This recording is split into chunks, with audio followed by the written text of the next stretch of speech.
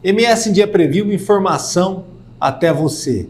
No primeiro mandato em Brasília, ele foi situação durante a época do governo Bolsonaro.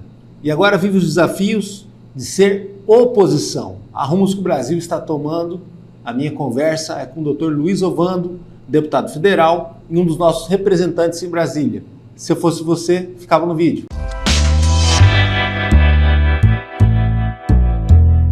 Seja bem-vindo, doutor. Muito bom ter o senhor aqui de novo, o senhor que sempre foi um apoiador do projeto e alguém que é ótimo conversar política e saber um pouquinho do rumo que o Brasil deveria tomar, mas que nunca toma, né? A última conversa que a gente teve aqui no programa foi em 2022, de lá para cá muita água passou por baixo da ponte e até a ponte está sob risco, né? Mudou demais o Brasil de lá para cá, que perigo que a gente tem para os próximos anos, se a gente não pensar um pouquinho essa nação pelo olhar da família, pelo olhar do cuidado com o ser humano e pelo olhar mais realista das coisas. Foi sempre um realista, né? A política tem muita ilusão, muita ideologia, mas o senhor sempre foi um realista, principalmente porque é médico, que lida com a dor e a dificuldade das pessoas diretamente. Seja bem-vindo.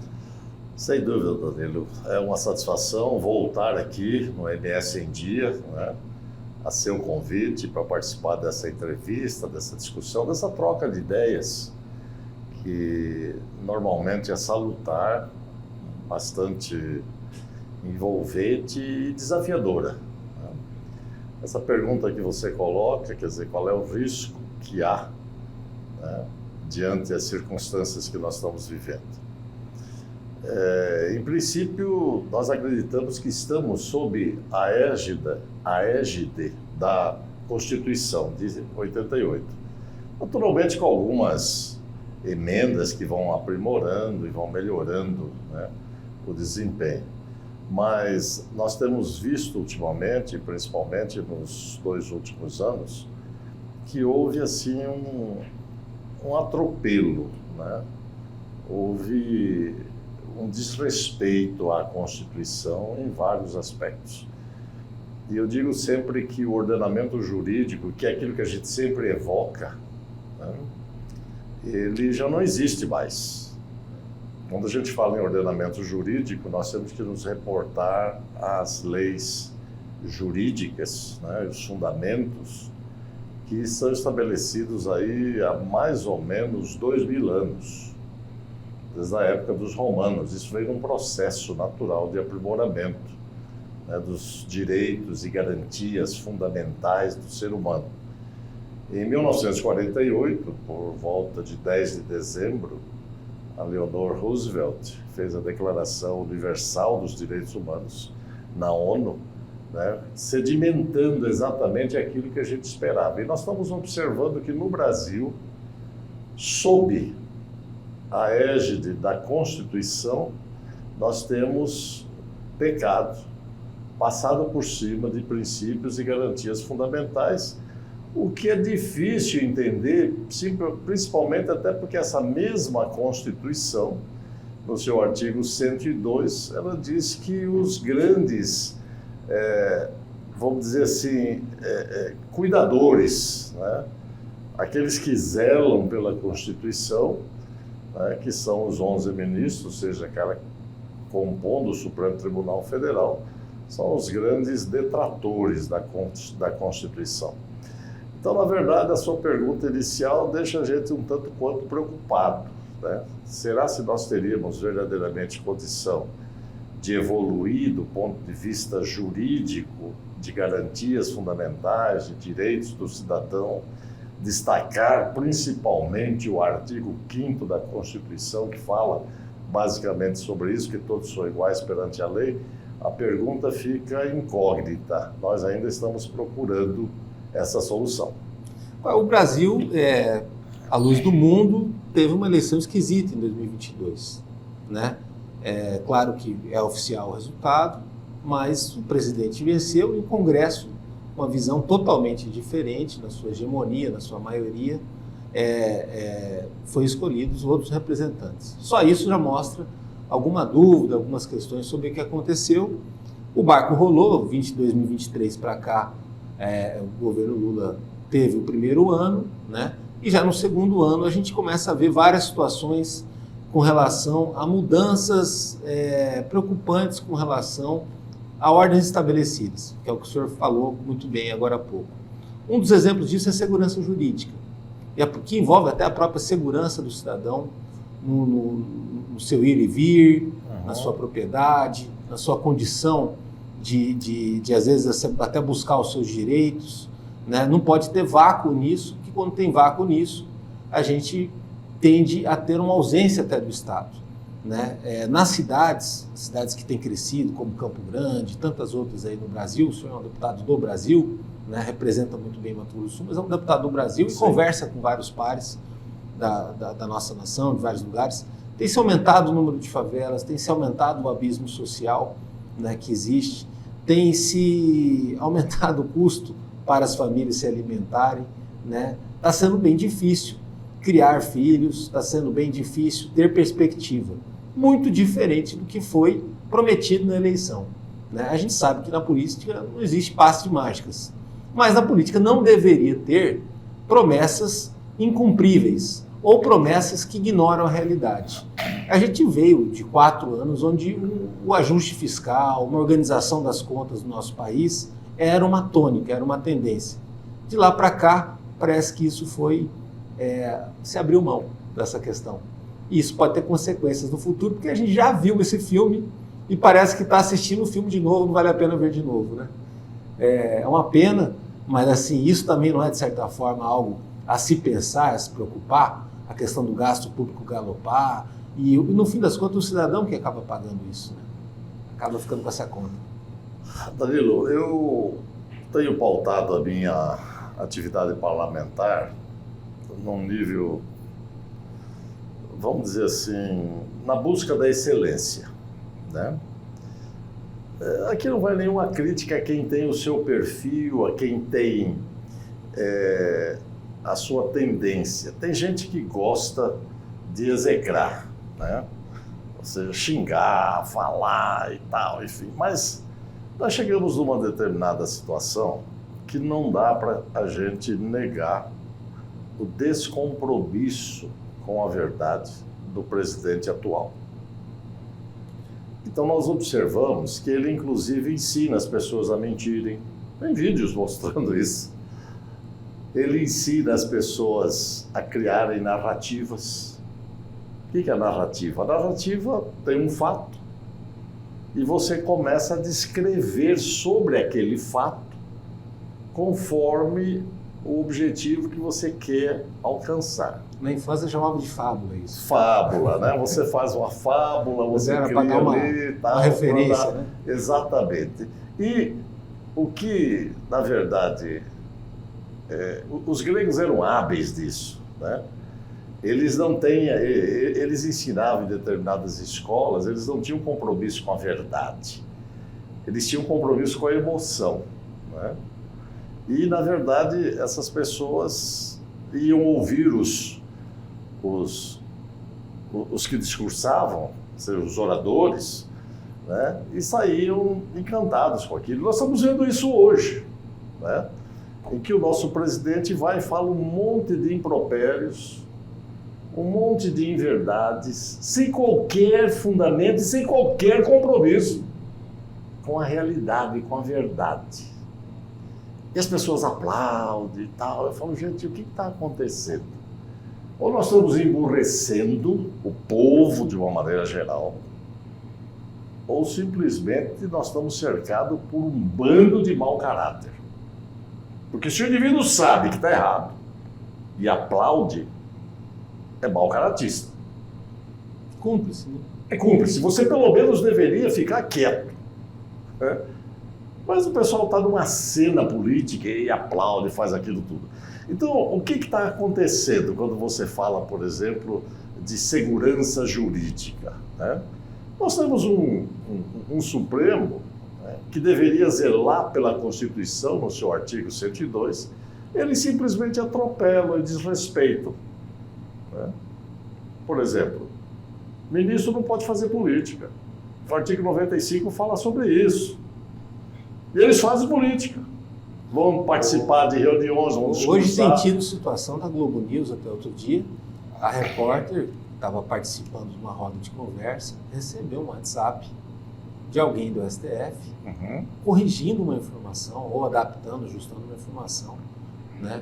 Quer dizer, participando da construção da notícia quase que em tempo real ali. Eu nunca vi isso na vida. Exatamente. Uma proximidade que não acaba bem, né? Exatamente. Então você vê que, por ocasião que nós estávamos debatendo, discutindo, né, o voto impresso na Câmara Federal, a PEC 135, que fosse votada, a promoção da Bia Kicis, né, nós tivemos um ministro na época, que é o presidente atual do Supremo, que na época era o presidente do TRE, né, do Tribunal Superior Eleitoral, foi fazer campanha lá dentro da Câmara, pedindo para que não se votasse, enfim, coisa que eles desobedecem à Constituição.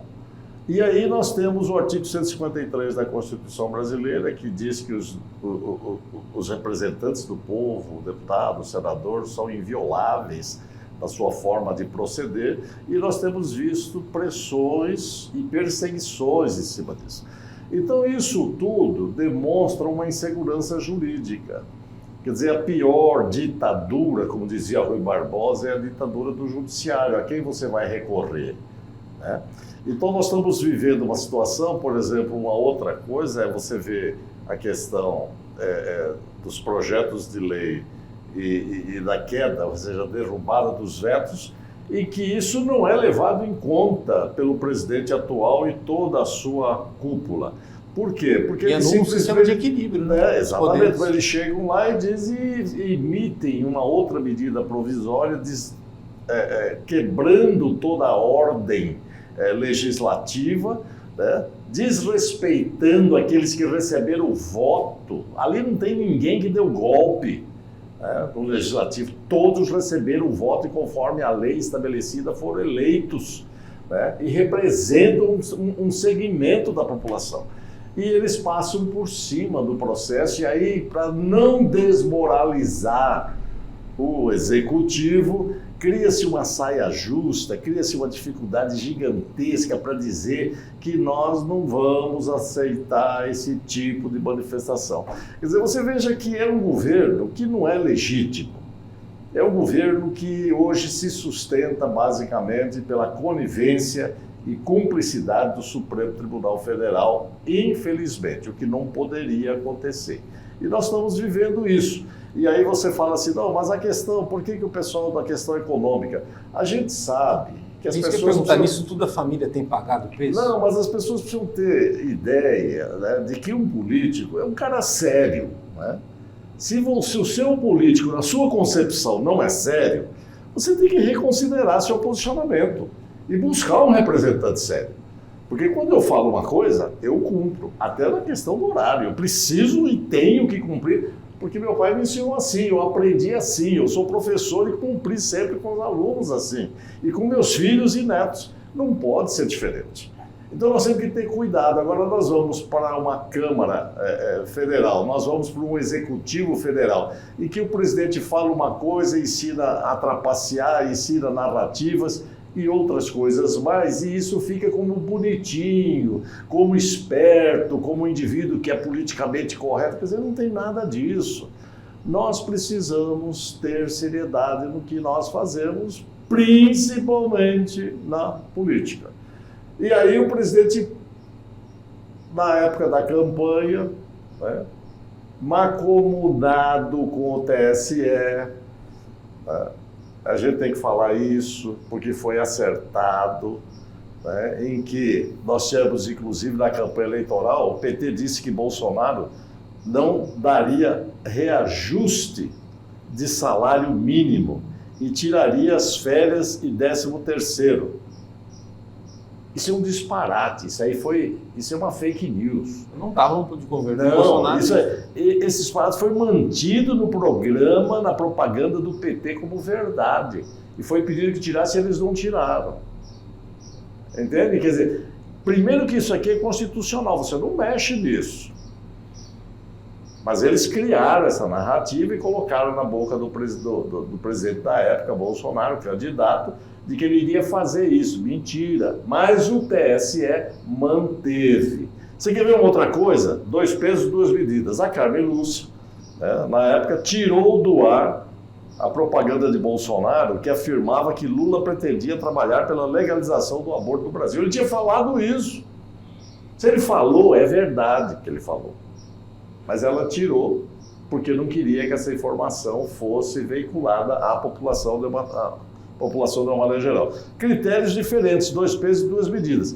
Então, mentira e calúnia, né, passou a ser autorizada pelo presidente do TSE, que passou a ser o agente da validação judicial das fake news.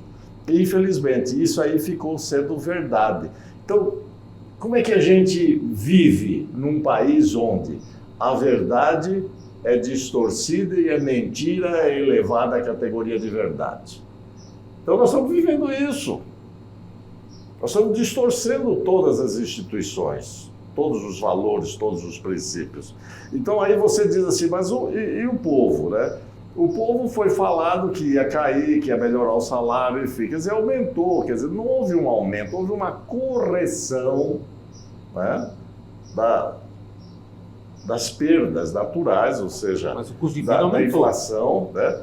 Mas antigamente a gente pagava um pacote de arroz de 5 quilos, 18, 15, 20 reais, hoje está custando 40, 25, 30. A gente sabe que isso é sazonal, a gente também não pode querer ser aqui e jogar toda a tragédia em cima do presidente atual. Mas o que acontece? As pessoas estão inseguras. E é preciso que haja seriedade na administração pública. E o governo atual, ele está fazendo tudo o que é possível. Déficit esse ano de 230 e poucos bilhões. Superávit na época do presidente Bolsonaro de 53 bilhões. O que há de diferença? Simplesmente Bolsonaro tinha 22, 23 ministérios. Esse aí tem 47 ministérios. Então você veja, precisa acomodar os companheiros, né? E acomodando os companheiros tem gasto. Então nós temos que ganhar, nós temos que arrecadar. E como é que você arrecada? Pegando tudo quanto é possibilidade. Eu não vejo dificuldade em arrecadar, nenhum problema. Aqueles que não pagam, devem pagar. Eu não sou favorável à isenção. Existem algumas categorias, existem algumas situações que elas precisam ser mantidas em termos de isenção. Mas aqueles que não pagavam por motivos vários, e se não se justifica, tem que pagar o imposto, para que todo mundo fique igual, para que haja uma diluição e que haja uma redução, inclusive, sobre os trabalhadores. Agora, você começar a atacar e aumentar a alíquota e começar a buscar desesperadamente, não faz a sua parte, que é a redução dos gastos. Isso não tem sido feito, entendeu? Porque aumenta-se e concede-se constantemente. Então é um governo que não sabe estimular valores e princípios das pessoas, mas é um governo que estimula o vassalismo, a esperança de ser contemplado com alguma benesse. E aí você precisa arrecadar indiscriminadamente para você poder fazer frente a essas despesas que levam a esse déficit que nós estamos vivendo hoje. Em 2018, o Brasil assumiu um compromisso de mudança que não veio da noite para o dia, né? Temos dizer assim, foram 5 anos ali, pelo menos, de muitas manifestações nas ruas, muitas pessoas cobrando uma nova política, cobrando o fim da corrupção, questionando a questão de escândalos, né, que ocorreram, que estavam sendo investigados a partir da Operação Lava Jato e de tantas outras investigações.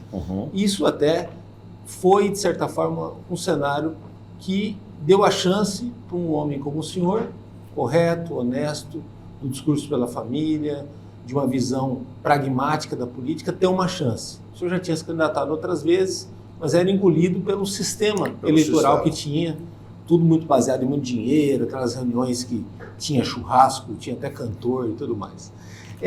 Verdadeiros shows. Verdadeiro showmício. Showmício, pago com dinheiro do povo, né? E quem não tinha acesso a essa máquina, era muito difícil romper o sistema. Em 2018, Quem encarna toda essa mudança é o Jair Bolsonaro, né? A partir de um compromisso com redução de gasto público, mas de transformações na estrutura que viabilizassem um futuro para o país, entre elas até a reforma administrativa e compromissos pontuais de adaptação ao país, a ele parar de viver só ao curto prazo. Teve a pandemia no meio, mas muita coisa foi feita nesse sentido. Se não fosse a pandemia, até onde poderia ter ido o governo Jair Bolsonaro, que também é muito resumido no bolsonarismo, né? E quando um homem ele fica maior do que ele realmente é, ele se transforma numa ideia, né? Pejorativo para muita gente, mas entendido por muitos, o bolsonarismo é uma visão de Brasil, de um Brasil mais competitivo, de um Brasil mais organizado, de um Brasil que se valoriza, né? Mas, de certa forma, pode apenas, dependendo do rumo que a gente tomar, pode correr o risco de ser apenas um lapso na história, né? Que nos livros de história nem vai ser citado, porque a gente sabe como que os livros de história são, né? Exato. Essa questão do lapso de história que você falou, é sempre bom a gente dar uma recapitulada, porque o pessoal da esquerda diz que golpe militar em 1964. Eu sempre resgato isso e digo que não houve golpe militar. O que houve foi uma manifestação popular e a população convocou o exército para barrar a ameaça do comunismo que estava à porta. Diante de muita instabilidade, né? Muita instabilidade na época. Então é sempre bom a gente lembrar isso daí. Tem essa versão, né? Que não é muito lembrada. Não é lembrada. Você pode dizer, não é golpe. Não houve golpe. E a ditadura, podemos até dizer, né, a ditadura ela se dá depois de 4 anos, devido às guerrilhas, que existia mais de 32, 33 focos de guerrilha no Brasil, com atentados em vários locais. Então, quando houve realmente o endurecimento, o AI-5, o Ato Institucional número 5. Mas até então, a intenção dos militares era exatamente passar de novo o governo para os civis, o que infelizmente não pôde ser feito devido a esses focos de guerrilha e devido a esses atentados, a essas ações de terrorismo que existiam dentro do país. Então é sempre bom a gente fazer com que as pessoas mais jovens saibam, estudem e vão buscar a verdadeira situação que o país enfrentou e que o Exército ajudou a manter a ordem na época. Indo nessa tese, doutor, é importante até confrontar a história, porque na década de 70, sob o regime militar, o Brasil cresce em números de 13%, 10% a 13%. E depois, na década de 80, com a abertura democrática, não que a abertura democrática seja algo ruim, mas com a bagunça que virou a política, as competições locais, regionais e tudo mais, a gente tem a hiperinflação que perdura aí por 14 anos nisso tudo, né? E a dificuldade de vida das pessoas, a miséria também, disparou, né, naquela época. Danilo, eu digo sempre, não existe sistema perfeito. Nós precisamos entender isso, né? As pessoas acham que um determinado método vai resolver o problema, não vai. Que uma determinada técnica vai libertar determinados grupos ou resolver determinadas condições clínicas, cirúrgicas, não vai. Na verdade, nós precisamos ter a sensibilidade de observar o contexto, né? Então nós temos hoje um degladiamento, né, entre direita e esquerda. Eu falo sempre, inclusive alguns da minha assessoria dizem, mas o senhor não pode falar isso. Eu falo porque a vida é assim, né? Eu digo que o médico é um grande socialista, né? E exemplifico. O que acontece? Você começou o seu questionamento em relação ao Jair Bolsonaro, o que seria se não tivesse tido a pandemia, né? Será se o país estaria numa outra posição? Eu creio que muito melhor. Mas o que acontece? Você tem pontos de vista. Então, o socialismo, né, e o liberalismo, eles se complementam. Ainda mais no Brasil, né? Não, se complementam. Você pode observar, eu morei nos Estados Unidos e lá um país totalmente liberal, mas tinha uma atividade socialista feita inclusive pelas entidades religiosas, eclesiásticas, no sentido de atender a demanda das dificuldades das pessoas. Então o governo designava, supria, e essas instituições complementavam para as pessoas. E o governo, inclusive, quando as pessoas não tinham condição de pagar o aluguel, era comprovado isso e o governo liberava um valor mensal para que fosse pago o aluguel daquela pessoa. Então, quando eu digo que o médico é um grande socialista, ele simplesmente vem no bojo dessa situação e diz assim: olha, Danilo, você está com uma pneumonia, você vai ficar em repouso. Não, você vai ficar em repouso, abandona tudo que você fez, que você está fazendo, suspende a sua atividade, você não vai entrevistar ninguém, você vai ficar em repouso. Por quê? Porque nós vamos prover o cuidado, né, necessário para que você possa recuperar essa adversidade que você está enfrentando no momento. Então essa é uma adversidade biológica. Mas existem as adversidades sociais, existem as adversidades financeiras, certo? E o Estado tem que ter a condição de suprir. Então o médico, você vai ficar aí, nós vamos prover tudo que for necessário, remédio, vai tomar banho, levar você no banheiro e tal. Segundo, terceiro dia, você já está melhor, levanta, Danilo, se mexe, vamos fazer a fisioterapia, vai para cá, para lá. Quarto, quinto dia você vai embora, vai cuidar da sua vida. Acabou o socialismo. Entendeu? E no dia a dia não pode ser diferente. A pessoa que fica doente, a previdência, assistência social, ela precisa ser assistida. Ela pagou a previdência, ela precisa ser assistida, né? Queimou a casa, ela precisa ser assistida prontamente. Não tem aquela enrolação de ficar fazendo jogo com a desgraça dos outros. E o socialismo faz isso. Entende? Então, na verdade, o que nós precisamos é ter uma noção clara de que os sistemas, os métodos se complementam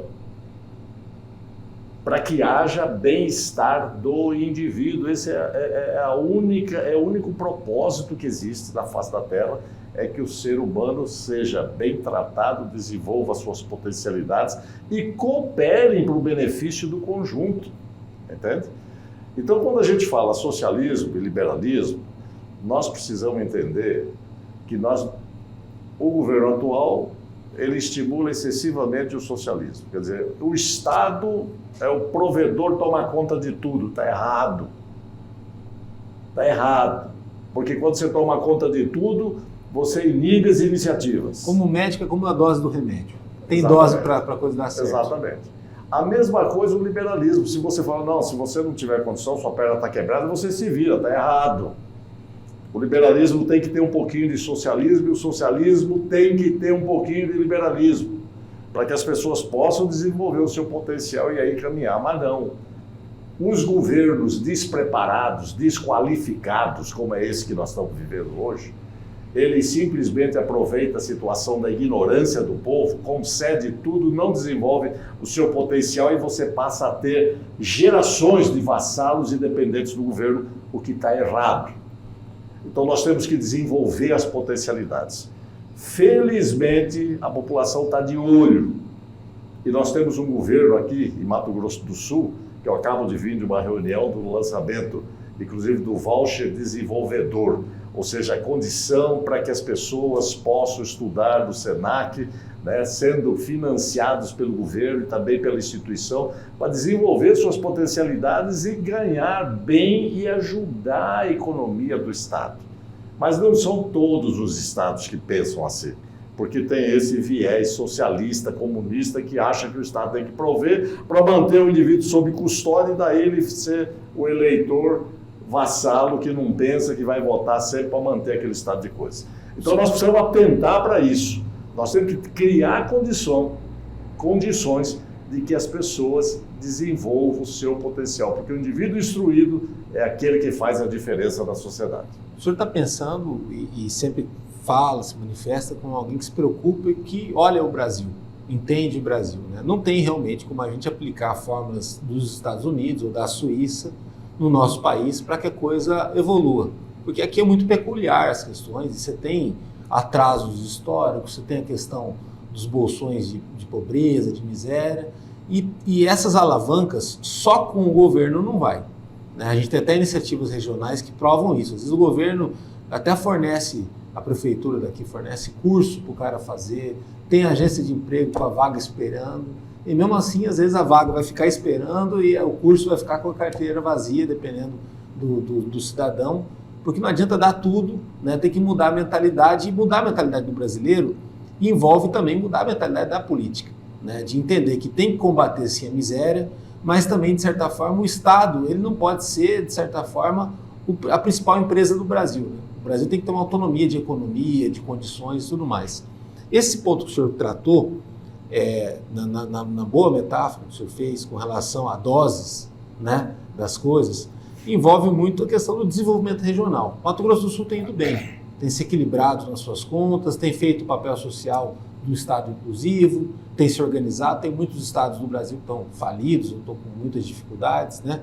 Mas os municípios, eles vivem em dificuldade no nosso país. Uma das grandes frentes que ajudaram até na eleição de 2018, do Jair Bolsonaro, foi o crescimento desse movimento do municipalismo, que no Mato Grosso do Sul, o governo Reinaldo, o governo Rio, valorizam bastante.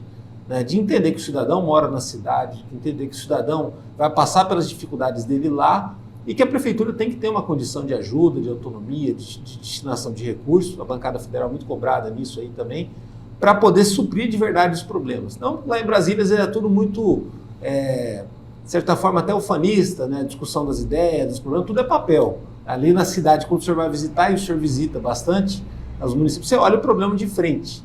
Né? A reforma tributária parece que vai ser um golpe a médio prazo, talvez, para o desenvolvimento regional e até para o municipalismo, dadas as situações de acúmulos que vai existir, essa história do dinheiro ficar onde se consome e tudo mais, entre tantas outras coisas que envolvem até setores. Essa guerra o senhor perdeu lá, foi até um pouco contra e já fez vários alertas, mas foi uma voz abafada pelo oba-oba, daquela coisa do Brasil, falar finalmente aprovamos a reforma tributária. Mas que reforma aprovamos? E que Brasil de 2030 a gente corre o risco de ter? Né? Como que é também, às vezes, fazer o contraponto a tudo isso, a essa festa, que é uma festa perigosa no nosso país? Danilo, isso é mais uma situação da influência socialista, tá certo?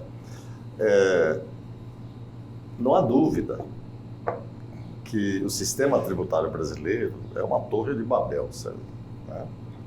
É uma confusão gigantesca. Ele é complexo e ruim, né? Complexíssimo. Se você me perguntar determinados detalhes, eu vou dizer para você, não sei. Eu, geralmente, em política, você não tenta entrar em alguns aspectos técnicos que você se perde, a não ser aquilo que você domina bem. Né? Mas quando a gente fala em reforma tributária, a gente sabe que ela é complexa, a gente precisava aprimorar, porque ela já vinha há mais de 30 anos aí, nesse empurra para cá, para lá, mas que ela não podia ser tão de afogadilho, porque existia aí uma preocupação de querer fazer alguma coisa, exatamente foi isso que aconteceu. E aí você acaba tendo influências, porque o Brasil... Foi visto muito no viés político.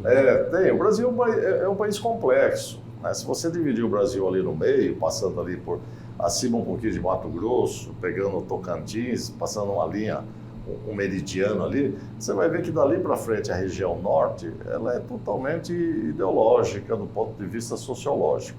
Para baixo é liberal, né? Então você percebe... E é continental. É continental, é gigantesco, um país com uma população grande. Cabe a Europa inteira quase, aqui tirando a Rússia, caberia todo mundo aqui. Todo mundo aqui. Então você observa que, na verdade, né, houve várias tentativas, inclusive de um conselho, né, estabelecido de arrecadação para distribuição de dinheiro e tal. O que é isso? Isso é um viés sociológico. Você põe um grupo, você é meu amigo, você vai participar desse conselho e tal, e ele tira fora o poder daquele que foi escolhido pela população, que é o governador. Né? Fica refém disso, né? Fica refém. Então, isso daí é uma tentativa de você burlar a vontade popular. Então, o pessoal segurou, houve modificações, mas não chegou-se a uma situação de aprimoramento adequado que se queria fazer, que é exatamente colocar o dinheiro na mão dos prefeitos, tá certo? Paulo Guedes sempre dizia isso.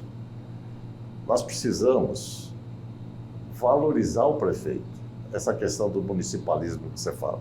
Quer dizer, quando você vai lá e diz assim, prefeito, como é que estão as coisas? Eu falo, olha, a nossa necessidade aqui é X. Então eu vou te ajudar, o governador pode fazer isso, o deputado pode fazer isso, eu vou te ajudar com esta emenda, o governador vai designar isso aqui, é uma estrada, é um parque, é uma praça, é uma biblioteca, é um hospital, um ambulatório, o que for necessário, a população é que tem que decidir e o porta-voz imediato ali são prefeito e vereadores, entende? Então é decisivo isso daí, e aí está aqui o dinheiro, e a população em cima. E o Ministério Público em cima, acompanhando, vendo, né? Eu não preciso... Então o dinheiro vai dar muita volta. Eu não preciso ir lá para dar dinheiro para o prefeito. Eu sempre, quando entrei como deputado, eu via isso, na minha maneira de ver, uma distorção. Mas essa é a regra, hoje. É assim que funciona. E a gente, hoje, tem uma fiscalização bastante intensa. Antigamente não era tanto assim, mas isso vem melhorando. Mas o que eu quero dizer é o seguinte, você tira a população de participação na administração e nos rumos do município. Então nós precisamos resgatar isso. E essa reforma tributária, eu tenho as minhas dúvidas se ela vai conseguir fazer e resgatar essa autoridade do prefeito na determinada cidade e também dos vereadores. Então isso tudo tem muito questionamento, porque dinheiro é poder. E o governo federal mantém tudo seguro na mão. E você tem que estar fazendo o jogo, tem que estar indo, visitando, pedindo, marcando audiência e tal, quando não precisaria. A administração deveria ser muito mais simplificada à luz do interesse e da participação popular. O pessoal fala tanto de participação popular, mas quando chega na decisão, eles tiram o poder de decisão da população e jogam para o centro. Era para o centralismo democrático dos comunistas. Agora, o senhor falou na última vez que veio aqui, lembrou muito bem, da questão do cuidado com a família. Sim. Envolve tudo, desde a questão da saúde, educação e principalmente algo que não pode ser ignorado no Brasil, que é a política de emprego, né? E a política de emprego envolve a economia funcionar bem, mas de certa forma o Estado também atuar em situações que dê uma estabilidade para isso, né? Que dê progressão para aquele ser humano, dele ter sua renda, ter sua dignidade, manter sua família e tudo mais. Muitas vezes esse papel é feito até pelas igrejas, de acolhimento, de orientação, de aprimorar a habilidade daquela pessoa para ela enfrentar o mercado, de encorajar, tudo mais. Pela dificuldade que é, em determinados locais, essas ausências. No nosso país, que passa por tantas crises recorrentes, tantas dificuldades, muito também pela questão do gasto público, isso às vezes acaba ficando em segundo plano. Sempre fala-se em segurança pública, em economia, em outras situações. A gente foi até o governo Dilma, a pátria da educação, né? E pátria educadora. Pátria educadora e tal. Mas aí o emprego, sem emprego, o cara não é ninguém, né? O que fazer também para a gente dar uma guinada nesse sentido, né? Visto que o mundo, o senhor falou que morou nos Estados Unidos, o senhor sempre foi muito antenado com isso, né? Até pela medicina, né? O mundo está ficando mais tecnológico, o mundo está ficando mais exigente quanto a conhecimento. E aí a pessoa menos favorecida que não tiver acesso a isso, aí que vai ter mais, vai ficar mais complicada a situação dela nesse sentido, não só pela situação da realidade brasileira, mas pelo que está acontecendo no planeta, né, todo. Danilo, você sabe, o que me preocupa, eu disse para você que eu acabei de vir de uma solenidade de lançamento do voucher desenvolvedor, em que está o Senac, o governo do Estado, e várias secretarias do governo do Estado, louvável, inclusive. Mas a minha preocupação é a preocupação porque o ser humano, desde que ele está sobre a face da terra, as suas ansiedades, angústias, preocupações, necessidades continuam as mesmas. O senhor sempre reforça isso. Não mudou nada, entendeu? Se você olhar a pirâmide de Maslow, na base são as necessidades biológicas básicas. Depois desenvolvendo a potencialidade e, por último, o reconhecimento social. Da base. Nós precisamos dar condição às pessoas de desenvolver o seu potencial. Então, quando a gente fala de emprego, se você for olhar a história, quando começa a Revolução Industrial, no século XVIII, 1770 e pouco, a questão do vapor, da máquina a vapor e tal, que a coisa começa a evoluir, as pessoas da campanha, lá da fazenda, veio tudo para a cidade achando que ia resolver o problema. Verdade. Ótimo paralelo. Eles estavam desqualificados. Ali que nascem as periferias. Né? Eles estavam desqualificados. As suas necessidades continuavam lá, mas lá ele tinha o básico, ele criava a sua galinha, a sua ovelha, a sua vaca e tal, plantava alguma coisa e supria as suas necessidades. A ambição humana é boa, aí ele veio para a cidade, sem qualificação. A mesma coisa acontece hoje. Naquela época, 80% do pessoal morava na fazenda, ou seja, na zona rural. Hoje, 10% mora na zona rural, vamos chegar a 5% talvez. Mas quando eu era menino, na minha época, era em torno de 80% do pessoal estava na zona rural, só 20% nas cidades, na zona urbana. Então hoje o que acontece? Nós precisamos dar condições às pessoas desenvolverem o seu potencial e ver o que é necessário. Então nós começamos lá com a máquina a vapor, tinha já o telégrafo, depois do telégrafo o telefone, depois do telefone o telex, e assim as coisas vão evoluindo. Hoje nós temos o celular, você tem o mundo todo aqui, eu jamais imaginava isso aqui, né? Então você vê, e hoje tudo você faz através do celular praticamente. Então nós precisamos desenvolver, né, a potencialidade das pessoas. Eu acho interessante esses aspectos, né?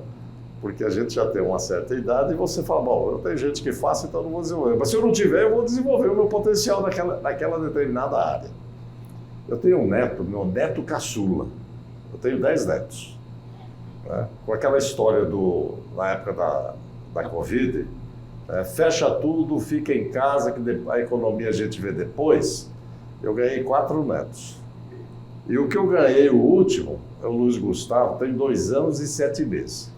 Ele chega em casa assim, vô Luiz, eu já sei o que ele quer. Telefone.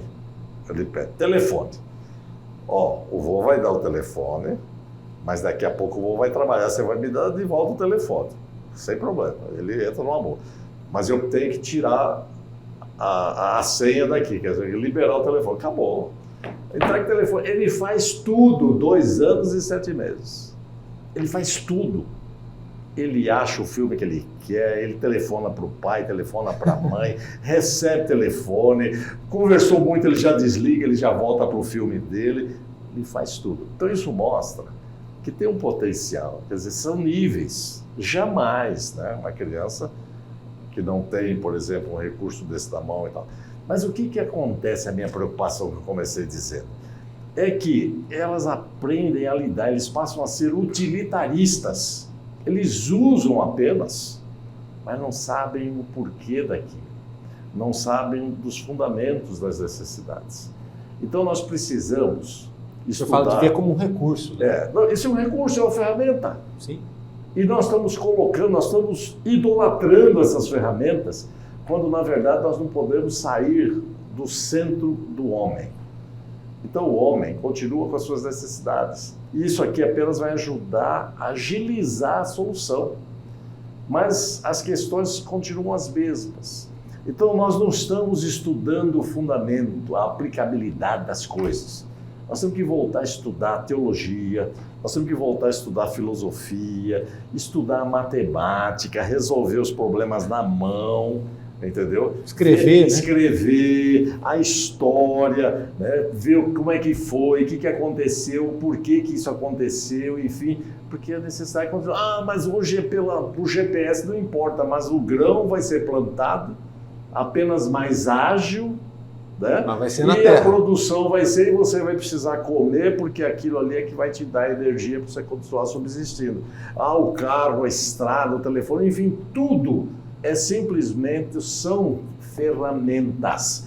E nós não estamos atentos para isso. Claro, eu não vou aqui fazer como começou a agricultura na época, os americanos, com trator e tal, arado de ferro, depois de aço, e assim, de madeira, depois aço e assim sucessivamente. Então eu tenho que dar condição para ele hoje, para ele manipular uma máquina complexa, mas ele tem que entender. Então hoje a nossa responsabilidade é maior.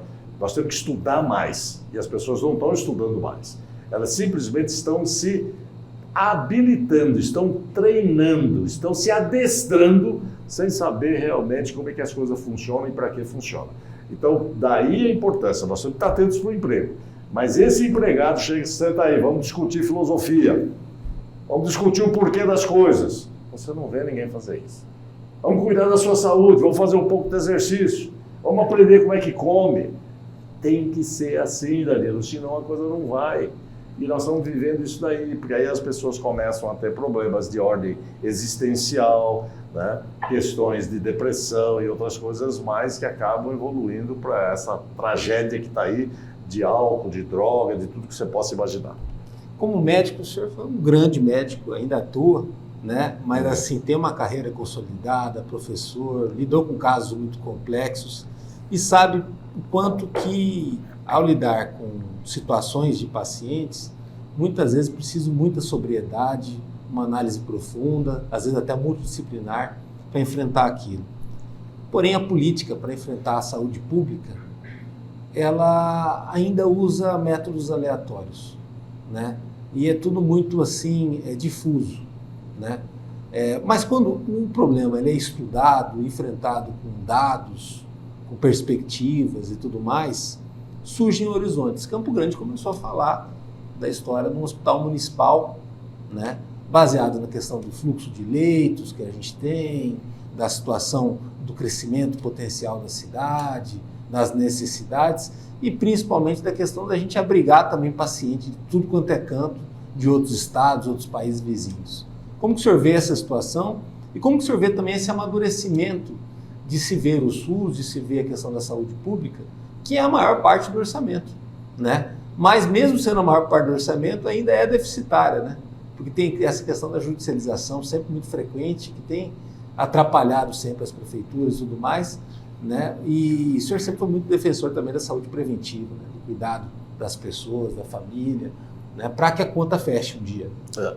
Danilo, é importante, você tocou num ponto fundamental. Antigamente nós tínhamos 3,6 leitos por 1.000 habitantes. Isso na década de 90, 80, 90.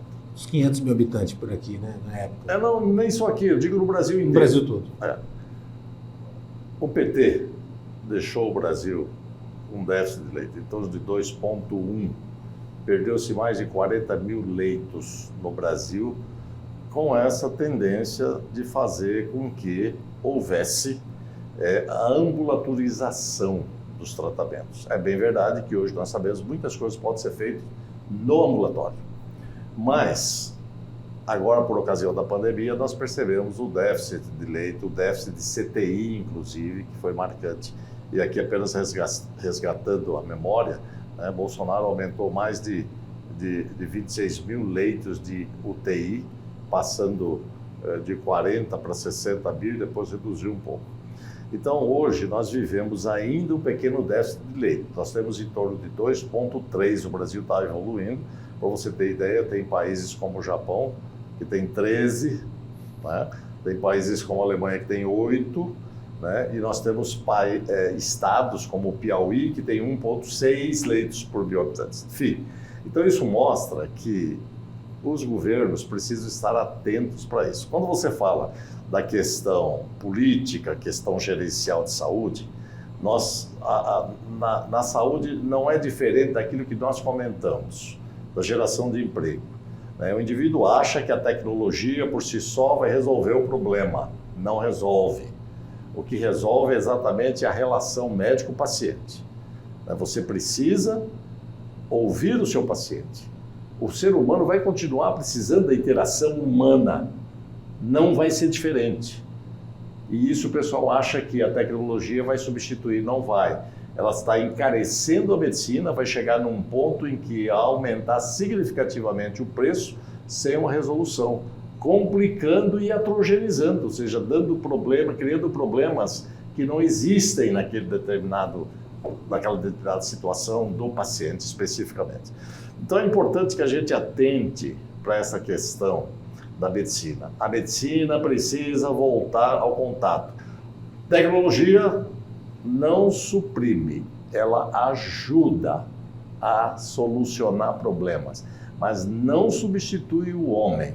O homem vai continuar indo à frente para poder fazer isso.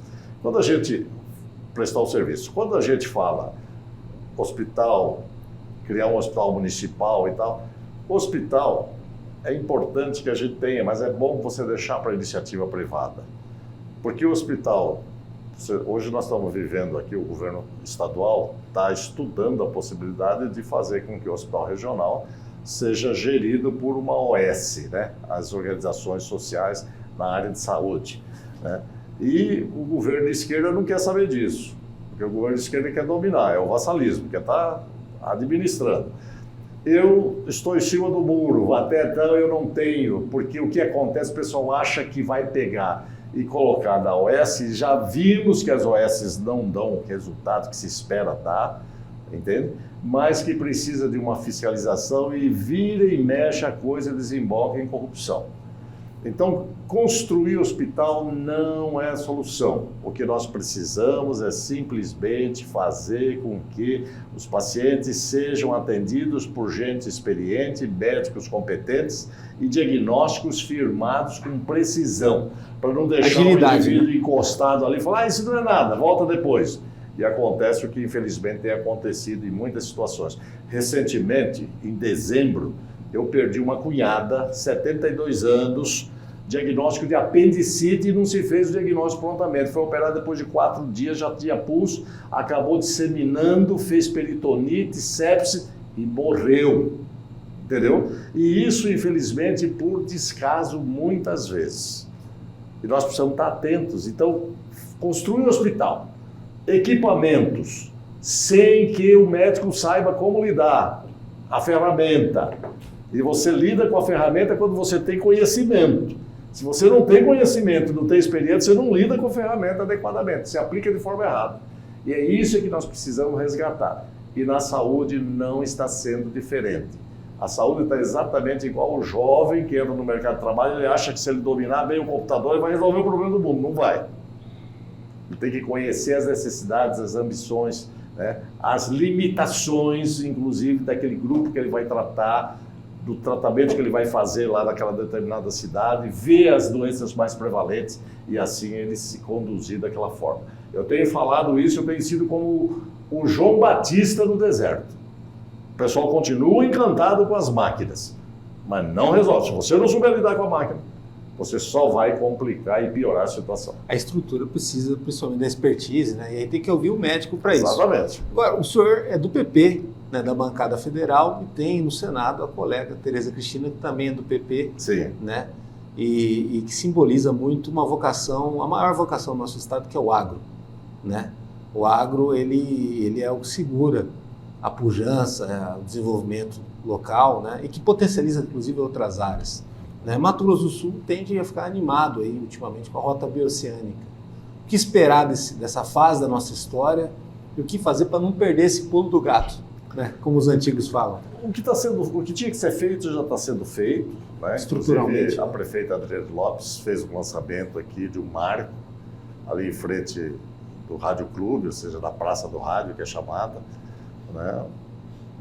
Com vários mastros, Brasil, Argentina, Bolívia, Paraguai e Chile, né? Em que ali ela coloca e destaca a importância desse... O Campo Grande vai ser o local de referência e a prestação de serviço tem que elevar, tem que primar pela excelência da qualidade de serviço. E aí entra exatamente a qualificação da população, isso que o governo do estado está fazendo, lançando hoje, E o aprimoramento, naturalmente, porque dali desdobram serviços outros, os mais variados possível, inclusive a própria questão da saúde também. O que você pensar vai ter. E a segurança tem que melhorar, né? A segurança aqui em Mato Grosso do Sul, 85% dos casos aqui são solucionados comparativamente a outros estados. Então aqui é bom, que não pode deixar de deteriorar e cada vez investir mais para melhorar com gente qualificada. Ou seja, é uma nova fase que a gente tem que manter o que está bom e se preparar para novos desafios. Né? Sem dúvida. E outra coisa, vai até ter mais cobrança para o senhor também dessas outras cidades da rota, né? O senhor mora em Campo Grande e tal, mas é um cara que também vai muito a Curtinho, a Jardim. E aqui eu quero aproveitar e mandar um abraço para o meu amigo Nelson Sintra e a sua esposa, Dona Maria Lúcia, que são lá de Porto Murtinho. O Sintra é prefeito e a Dona Maria Lúcia pé de boi, firme aí na assistência social em Porto Murtinho. Então isso, na verdade, né, Porto Murtinho é uma cidade que está em franco desenvolvimento hoje.